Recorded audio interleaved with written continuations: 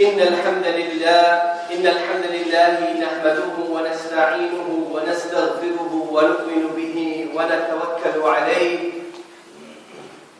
ونعوذ بالله من شرور أنفسنا ومن سيئات أعمالنا من يهده الله فلا مضل له ومن يضلل فلا هادي له ونشهد أن لا إله إلا الله وحده لا شريك له ونشهد أن سيدنا ومولانا محمدا عبده ورسوله صلى الله عليه وعلى آله وأصحابه وبارك وسلم تسليما كثيرا وبعد فقد قال سبحانه وتعالى في القرآن المجيد والفرقان الحميد بعد أعوذ بالله من الشيطان الرجيم بسم الله الرحمن الرحيم ألهاكم التكاثر حتى زرتم المقابر كلا سوف تعلمون ثم كلا سوف تعلمون كلا لو تعلمون علم اليقين لترون الجحيم ثم لترونها عين اليقين ثم لتسألون يومئذ عن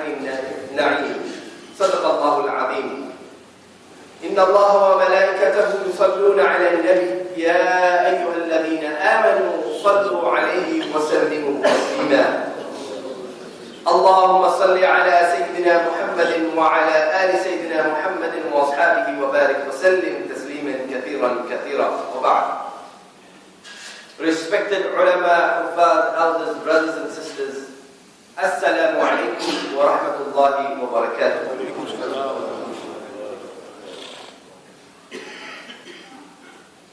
As we always give thanks to Almighty Allah subhanahu wa ta'ala and ask Him for His favors, for His mercies, and most importantly for forgiveness, may Allah subhanahu wa ta'ala accept it inshaAllah.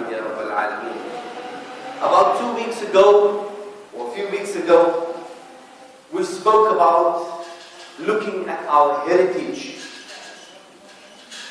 We emphasized the fact that while we can recognize, identify and appreciate our heritage from a cultural, national, historic point of view, what we need to ensure is that we celebrate and highlight primarily our heritage as Muslims. During the discussion we spoke about how Islam had flourished in the golden age. And we spoke about how that golden age came about. Much can still be spoken about those achievements. We can look at many scholars and many more achievements. And I encouraged at that time, and I continue to encourage you and myself to further research and look at the achievements of the Muslims during that golden age. But I want to draw your attention to something more specific. While it may be separate as a discussion today, I want to draw your attention to something that we highlighted during that discussion. And that was, we did not just look at the achievements, but we touched on two important points that allowed them to achieve these great achievements. The first point we highlighted during the discussion was the fact that these scholars, in order to flourish, in order to become successful, they were well looked after. So that their focus from a financial, from a dunya point of view, so that their focus was put in the right place. And this was possible for them to be remunerated without them abusing that remuneration. It was possible to look after them and to trust that they would do what was best. Because of the second point of why they flourished and succeeded, and that was because they focused on deen. The focus of deen served as a basis, the focus of religion, the focus of the connection with Allah subhanahu wa ta'ala served as the basis for their achievements and played a significant role in the success of our illustrious predecessors. Now, I want to come back to this point a bit later. But I ask you at this juncture, in this discussion that we are having, to please remember the fact that I was saying that 2 weeks ago we highlighted two important contributors to their success. One was the financial and dunya remuneration, how they were looked after, and the second point was because they based their progress and development on Islamic principles and on their relationship with Allah subhanahu wa ta'ala. We need to bear this in mind as we go through the next part of our discussion. I want us to look at where we are today. Because what is the point of looking at our history if we cannot relate it to today? What is the point of taking out our achievements if we cannot identify with it and make it relevant to who we are and what we are today? In today's world, we are shown that religion is backward. And I'm not separating Islam from other religions. I'm saying generally, in the world today, you find that the culture and the notion is that religion is backward. That religion is undeveloped. That religion is primitive. That religion is outdated. It is ignorant. It is superstitious. It lacks the notion of evolution or evolving with time. So many more accusations are leveled at religion, at Islam and other religions of the world. Part of it is true. Part of this is true. Religions have become undeveloped, primitive, backward. But only part of this is true, and it is true because those who chose to follow those religions have allowed these notions to prevail. We have allowed these notions of religion to set in. We've allowed these notions of having a relationship with Allah subhanahu wa ta'ala to be seen as backward, to be seen as primitive, to be seen as ignorant and outdated. And it is because we have, in a sense, assimilated with the role that has been projected upon us by those who are anti-religious or anti-religion. We have assimilated. In other words, we have taken on the character. Our society, those people who consider themselves part of religion, we have taken on the character that has been projected on us by those who are anti-religious. But what is also a contributing factor to this notion is that in the past, modernization came at the time when the religious focus was put on the back burner. So you found that there came a time that the development of technology, the ease of life, the comfort of life, the speed at which we travel, the strength that we have to be able to achieve certain goals, and all other human ambitions. Man wants to be more clever. Man wants to be more advanced. Man wants to be they want to be travel at a greater speed. So all these human ambitions that we have, they seemed to flourish at the time where people had put religion on the back burner.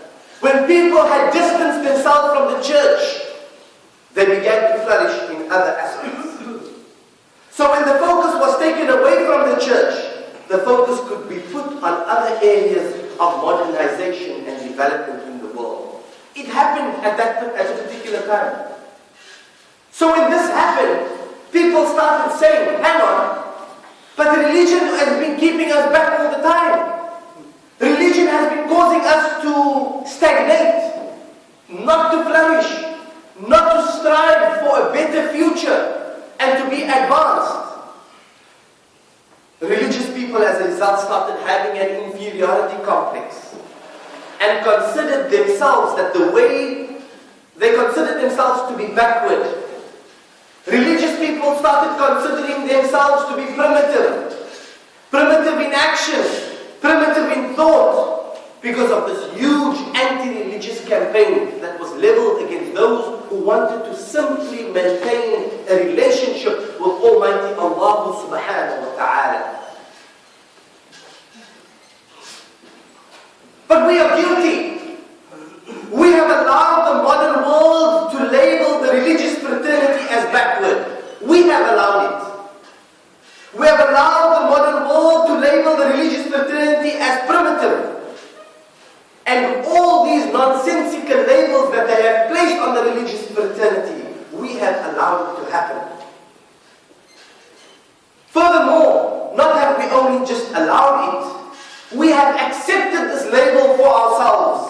consciously as well as subconsciously. So we consider ourselves backward. And what happens as a result of this?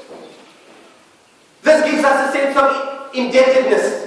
We are now indebted to the anti-religious community for all their achievements because we feel guilty. We feel like we are the victims. We feel like we are dependent on them. Everything that has come from them. So we have the sense of indebtedness to the anti-religious community. And there's this eternal battle by the religious group trying to prove they also have equity in and share in the success of the modern world that we have today. In a sense, the religious world seems to constantly shoulder the onus of having to prove some kind of market share, some kind of piece of the pie, as it were. Always having to prove our involvement. How many times haven't you heard this? You go to school and you hear certain things and you hear the advancement of technology and you always hear, but did you know Muslims also have been actually instrumental in the development of this and the development of that and the development of this and the development of that. We always feel the need to show and to prove that we have contributed something to the success of the world. Now I come back to the point I initially made, the golden age of Islam. This seems very contrary to what we discussed around the golden age and what the golden age represented, as I mentioned earlier.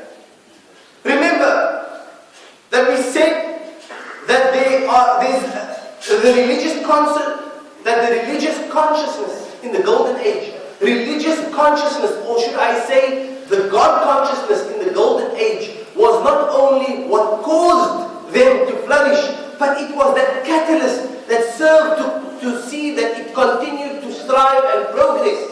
That the golden age flourished because of the relationship with Allah subhanahu wa ta'ala. Now we find we are speaking with two tongues. There are two sides to the story now. The modern idea of the world is that religion is backward. Religion is indebted to the world for its progress and for the position that it is in today. That we are, as religious people, we are behind. We lack the ability to develop. We lack the ability to progress. We lack the ability to evolve with the way the world is working. Go to the universities around the world today. Don't go very far. Go to the University of Cape Town. I was privy to be at the institution for a little while, and while we were there were those who were lecturing Islamic courses. There were Muslim people that were speaking, and when they spoke about modernization, the average Muslim's understanding, you would not be able to even believe that this is the notions and ideas that are getting taught at a tertiary institution about how Islam is supposed to be practiced, ought to be practiced, and what the Sunnah of our Nabi Muhammad sallallahu alayhi wa sallam. But we just accept it. We just allow these labels of backward and non-progressive and primitive to be thrust upon us. Why? Because we have nothing to show for what we have done. So when they blame religions, we just step back. When someone comes to us and tells us, no, they're anti-religious, they're not really that Islamic. I'm a Muslim, but I'm not so religious. I'm a Christian, but I'm not a religious Christian. What on earth does this mean? What does it mean you're Christian but not a practicing Christian or not a religious? What does it mean you're a Muslim but not a practicing Muslim or not a religious Muslim? Are you looking for sympathy amongst those who have separated themselves from Allah subhanahu wa ta'ala? Are you looking for sympathy for people whom you should believe have no share in the akhirah? When I say you believe, because your belief tells you that you believe in Allah subhanahu wa ta'ala and thereby will achieve this promise that Allah subhanahu wa ta'ala has given you. Now you want to take a sympathetic, apologetic route where people of an anti-religious community speak to you. All religions are okay, you believe what you want to believe. Lakum dinukum waliyadin. Lakum dinukum waliyadin was very specifically revealed to our Prophet ﷺ when people were coercing him to come to their religion. It wasn't a manner or revealed in a way where you should become passive about spreading the deen of Allah subhanahu wa ta'ala, or you should become ashamed of being a Muslim, or you should be shy of the fact that you would like to build a connection with your Creator, Almighty Allah subhanahu wa ta'ala. It is easy to argue that in fact the modern world got its foundation laid by the religious fraternity. It's easy to argue that. Look at history. They are looking at only the last 100 years. Ask them to look at the last 1,000 years. Ask them to look from the time of the rabbis, from the time of the monks and the priests, and ask them more specifically to look at the time of Rasul sallallahu alaihi wasallam. You will see what great advanced thinking there was already present in the religious community, proving that we need to build a connection with Almighty Allah subhanahu wa ta'ala. It's easy to argue that. We can argue that progress was always made possible because of invention and discoveries that occurred in a more religious setting in the past. And therefore, go to the golden age and see what those scholars had achieved. Al-Khwarizmi, as we mentioned, Al-Razi, as we mentioned, amongst the few that we mentioned 2 weeks ago. Look at what they had achieved and you will see that modern invention is only possible because of what they had created. In the process, we can boast a great deal of achievements and show the evidence in books written by them of the successes that can be attributed to the religious fraternity and more specifically the Muslim world.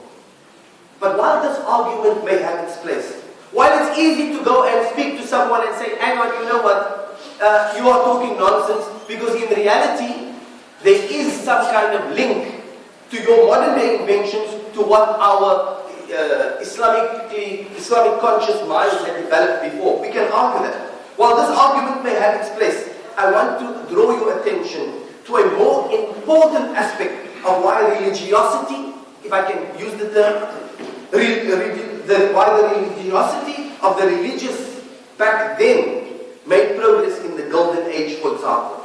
I want to explain to you why the religiosity. Because I don't want us to leave this Jumu'ah thinking that, okay, if they succeeded, then we ought to succeed. I want us to look at why they succeeded in the past, why they succeeded, and how can we instill that within ourselves, inshallah, so that we can improve our condition and become successful, inshallah.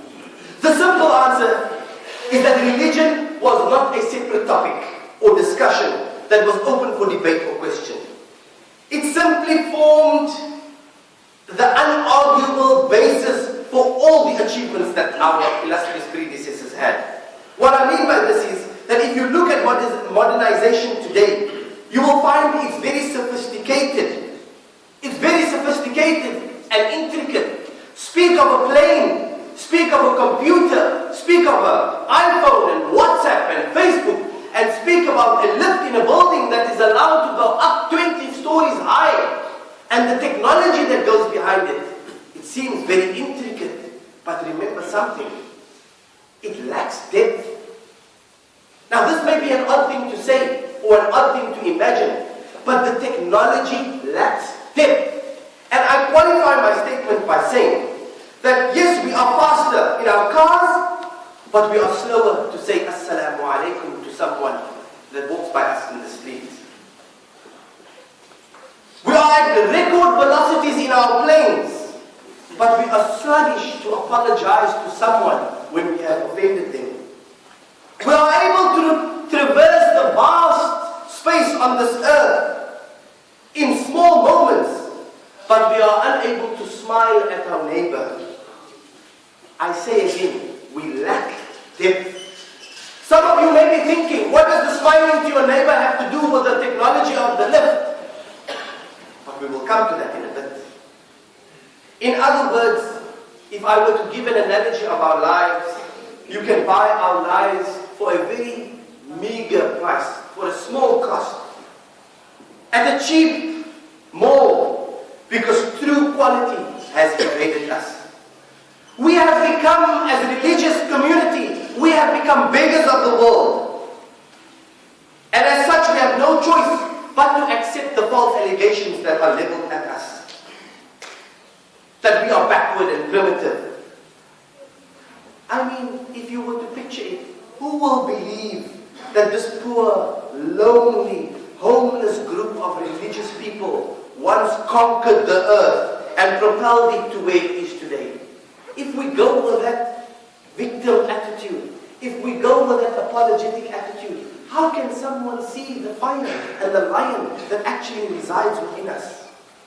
Today we study and develop, we achieve and we conquer, but we do it in the name of modernization, and we do it without quality. What can we do to achieve this quality? You may ask. Because I certainly asked myself that question when I was thinking about this topic. I said, we don't have quality.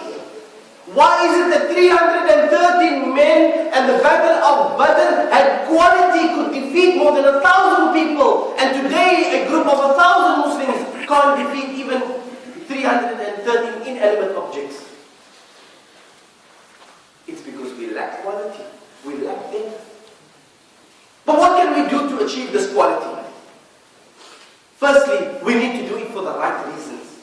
When we do what we do, whether you are a builder, whether you are a carpenter, whether you are a scientist, whether you are a businessman, whether you are a teacher or a plumber, you need to give your best all the time. We need to do it for the right reasons.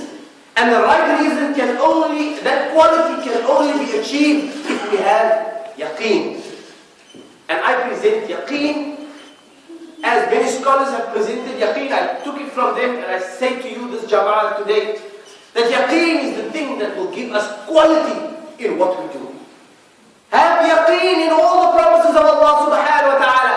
Have Yaqeen, and we'll discuss Yaqeen in a little bit more depth in a short while inshallah, to understand what levels of Yaqeen they are and how we ought to harness these various ideas of Yaqeen. But we need to be perfect at what we do. إِنَّ اللَّهَ كَتَبَ الْإِحْسَانَ عَلَى كُلِّ شَيْءٍ. Allah subhanahu wa ta'ala has ordained and has written that for you as a Muslim, كَتَبَ الْإِحْسَانَ عَلى كُلِّ شَيْءٍ. Everything must be to the best of your ability. فَإِذَا قَتَلْتُمْ فَأَحْسِنُوا الْقِتْلَ. If you are going to kill, kill to the best of your ability. وَإِذَا ذَبَحْتُمْ فَأَحْسِنُوا الذِّبْحَ. And you are going to slaughter an animal, slaughter to the best of your ability. وَلْيُحِدَّ أَحَدُكُمْ شَفْرَةً. And you, any one of you, when you are about to slaughter, you should make sure that you sharpen your knife. وَلْيُرِحْ ذَبِيحَةً. And you should ensure that that animal that you are slaughtering has as easy a time as possible, says the Rasul sallallahu alayhi wa sallam. More importantly, we learn that Allah subhanahu wa ta'ala has commanded كَتَبَ الْإِحْسَانَ عَلَى كُلِّ شَيْءٍ. That is an open statement. Allah subhanahu wa ta'ala has written that you should have perfection in everything that you do. But how do you get that perfection without Yaqeen? You are not going to work the best of your ability to get to Jannah if you have no Yaqeen that Jannah actually exists. You are not going to give your best off if you are fearing Jahannam but you are not sure if Jahannam actually exists. What is Yaqeen then? Yaqeen is that certainty, and we will come to the understanding of what the different levels of certainty is. Yaqeen means to have solid conviction. It is this kind of knowledge which is more than just knowing something. Yaqeen is even stronger than Iman. It is something you are absolutely convinced about and you are fully sure that it will happen, it will occur. You are certain of it. How many of us have Yaqeen as Muslims? How many of us have Yaqeen when we pick up the Quran that this will certainly happen? Now there are three types of Yaqeen that I want to bring to your attention. And we come to know about these various types of Yaqeen from the Quran. From, for example, Surah Takathur and Surah Waqi'ah are two surahs amongst many surahs, because we know Yaqeen is mentioned many times in the Quran. But Allah, and that's why I started off reciting Surah Takathur. Because the first type of Yaqeen is what we know as Ilmul Yaqeen. Ilmul Yaqeen. The knowledge of certainty. This is the first type of Yaqeen. It is referred to as Ilmul Yaqeen. Remember this, and you would have known it if you read Surah Takathur. You will know in that surah is Ilmul Yaqeen. The knowledge of certainty, which means that certainty is the result of knowledge. Bear with me, this can be very tongue-twisting and brain-twisting. And if we we are here in our lunch hour and you think that we are going to take a break from work and you are meant to come to the Jumu'ah and relax, I'm sorry that I need to trouble your brain. Actually, I'm not sorry. We need to trouble our brains regarding this topic. I'm trying to speak a bit slowly today. Someone brought it to my attention that I speak very fast. I said to him, brother, it's you that listen slowly. No, I'm joking. I am trying to speak slowly, so just bear with me, right? I needed to do that laughing so that we can pray and we can focus for this part, inshallah. So there are three types of yaqeen. Ilm al-yaqeen. Yaqeen based on knowledge. We have ayn al-yaqeen. Yaqeen that is based on seeing. And we have haqq al-yaqeen. Yaqeen that is based on feeling. So the analogy that the scholars give is, for example, seeing smoke signifies fire even if we can't see the fire. This is ilm al-yaqeen. We see the smoke, even though we can't see the fire, we see the smoke. So we have knowledge that smoke must exist, right? So this is ilm al-yaqeen. We know that smoke signifies fire through our knowledge. Now we know that something is burning, but when we actually see the fire burning, that is ilm al-yaqeen. That is the certainty of seeing that particular thing. Ayn al-yaqeen. And we will be convinced, even if you know sometimes your eyes can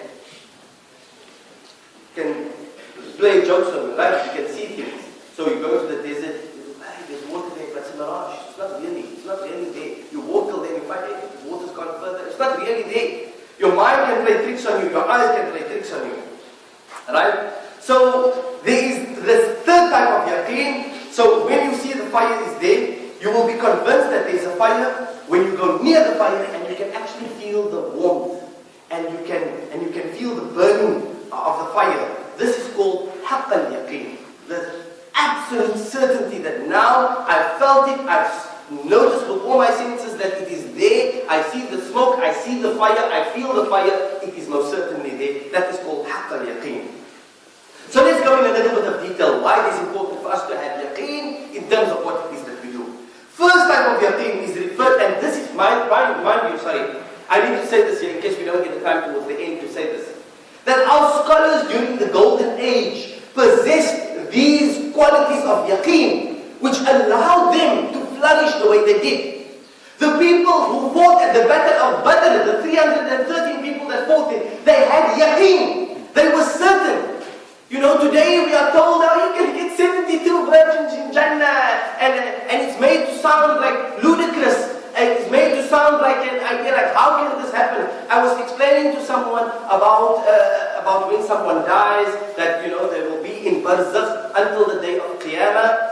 And they asked, now what happens in barzakh? I said, well, they will endure a certain amount of hardship or ease based on how they live their life. They said, well, then it's not fair, because what about the people that died 300 years ago that are now experiencing hardship, and the person who dies before the day of Qiyamah, he will experience hardship for one day. This guy is going to experience hardship for 300 years. That doesn't sound fair to me. I said, that is because you live in the dunya. Your mind and your brain and your body is confined to time and space.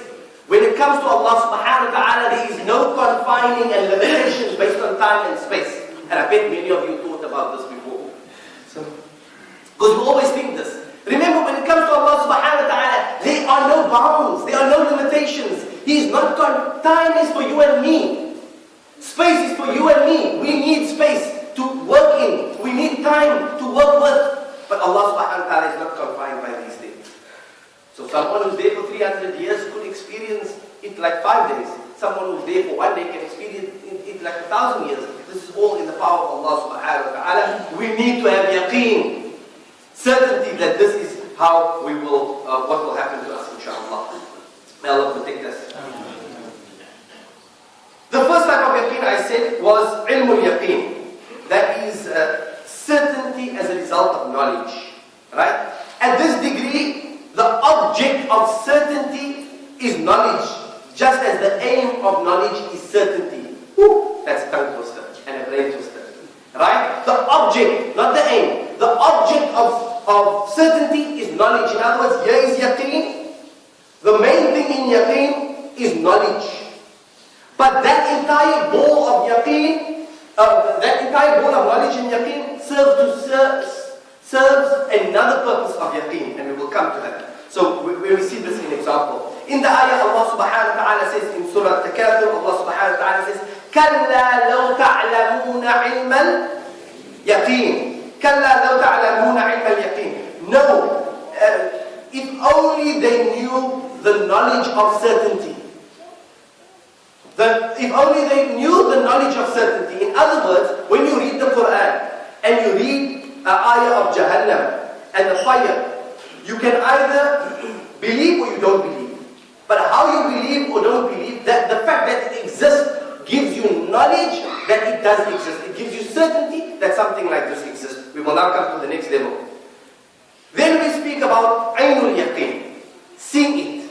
Unfortunately, the problem with Ainul Yaqeen, or the seeing of this kind of knowledge, Allah subhanahu wa ta'ala says later on in the verse, ثُمَّ لَتَرَوُنَّهَا عَيْنَ الْيَقِينِ. So we know there's a second type of yaqeen, which is Ayn al-Yaqeen, which is seeing. They say seeing is believing, but the Kafir says seeing is believing when it comes to deen. And this is the major point I want to highlight, what differentiates those who try to achieve their progress in the world and those who put their faith in Allah subhanahu wa ta'ala. They will go and progress in the world, but they understand that it needs to be governed by their relationship to Allah subhanahu wa ta'ala, because they have ilmul yaqeen and they have haqqul yaqeen. No one has ainul yaqeen yet.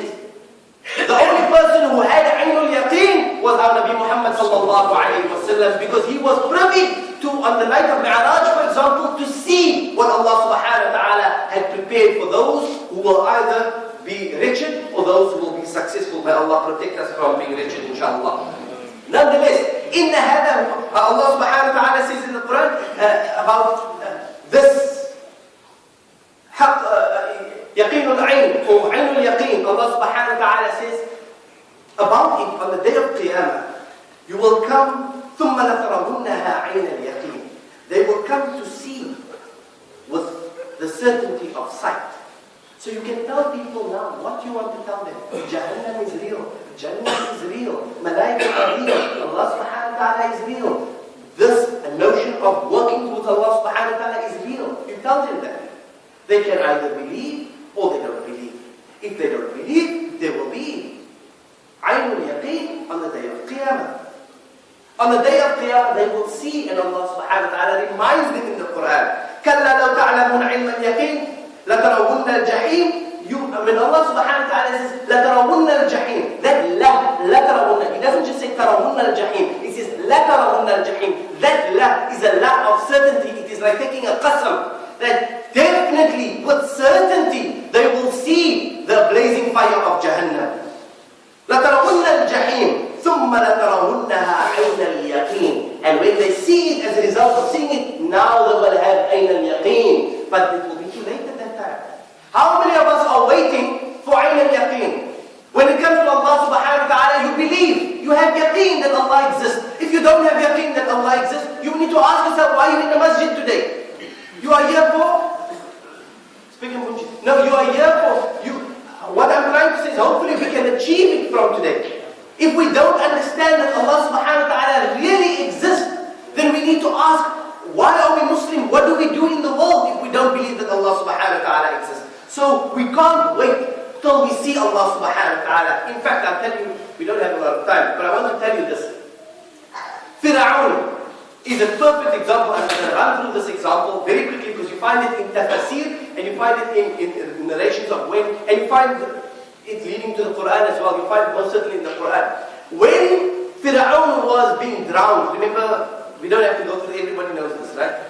We don't have to go through the whole story of Musa alayhi salam. Musa alayhi salam goes through the water, the ocean, the water is split, Fir'aun follows. What happens? Musa alayhi salam comes out with Bani Israel on the other side, and there are many things that happen in that moment. We don't have time to talk about it now, but many things happen just from the one side of the water to the other side of the water. One of the things that happen, the Quran speaks about it, Fir'aun drowns. Fir'aun drowns. وَجُنُودًا, and his army drowned. And as Fir'aun is drowning, Allah subhanahu wa ta'ala tells us in the Quran what Fir'aun is saying. He says, I believe in the God of Harun and Musa. He believes on his death, on the last. He believes in the God of Harun and Musa. Many people don't know that Fir'aun actually said, I believe in the God of But he said it after he had Ainul Yaqeen. After he already saw with certainty what the result was. That time it's too late. That time it's too late. You can't wait for that time. Malak al-Maut is taking you, now you want to say. That is too late. Allah subhanahu wa ta'ala speaks about it in the Quran. So we must know that if you want to develop yaqeen, you must develop it now. Don't wait till the time comes when there's ayn al-yaqeen. When you say, okay, come, we're going to play both sides of this coin. Let's see. Whatever suits me, I'll go with that. You need to have certainty. And then Allah subhanahu wa ta'ala speaks about the third type of yaqeen in the Quran. إِنَّ هَذَا لَهُوَ حَقُّ الْيَقِينِ. Towards the end of Surah Waqi'ah, Allah subhanahu wa ta'ala makes mention the implication, the issue of حَقُّ الْيَقِينِ. So I explained to you with regards to fire, you actually feel it, you have حَقُّ الْيَقِينِ. And you can have حَقُّ الْيَقِينِ with certain things if you have علم اليقين and you follow this علم اليقين, you follow what the Quran teaches you, you will find the benefits of حق اليقين not only in the dunya, but you will find the reward in the akhirah, inshallah. A direct consequence of what it is that you believe and what it is that you do. You can feel it in the dunya. Ask someone about barakah. They will explain to you what is barakah. You can't touch barakah, but they will certainly tell you حق اليقين. They will tell you that it exists. Because they experienced it. Like that, you feel the fire, it's warm, so you know it exists. The people who have gone through the levels of yaqeen know about haqqul yaqeen. It is certainty that this thing exists. And I challenge myself and everybody in the Jama'ah today, that we are doctors or lawyers or plumbers or carpenters or teachers, or we are students. If we want to excel at what it is that we do, then we need to harness the energy of our yaqeen. We need to use it not only as a motive, but as a catalyst, as a propeller, to be able to further improve at how we do things. Once we understand that we do things for Allah subhanahu wa ta'ala, then everything will come into place. And I want to leave you with a story. Our scholars during the Golden Age were paid, and I gave you an example, they were paid what is equivalent to professional sports people today. But not because they were susceptible to bribery. Today, you pay someone a lot of money, and you know this. Judges are paid a lot of money and given security of tenant so that they can avoid being bribed. But today, we live in a world where honesty requires cameras. In order for someone to be honest, we need to know that we are being watched, because we don't have yaqeen that Allah is watching us. And this has reduced the quality of human being. The fact that there is no yaqeen within us has reduced the quality of a human being. If we want, it doesn't matter if you only do 10 as opposed to 100. But if you do that 10 with a high quality, for the sake of Allah subhanahu wa ta'ala, the barakah, the haqqul yaqeen that will result of that 10 will be much more than the result you find of 100. Two people have 5 rand. I like to think of this example. Two people have 5 rand. They both have, in the modern day, an equal amount of money. But the one earned it in a halal way and the one earned it in a haram way. In terms of yaqeen, in terms of certainty, as we believe, the one who has 5 rand, which is earned halal, has much more than someone who has the 5 rand that is earned in a haram way. And we need to be certain of this, even though we don't see it.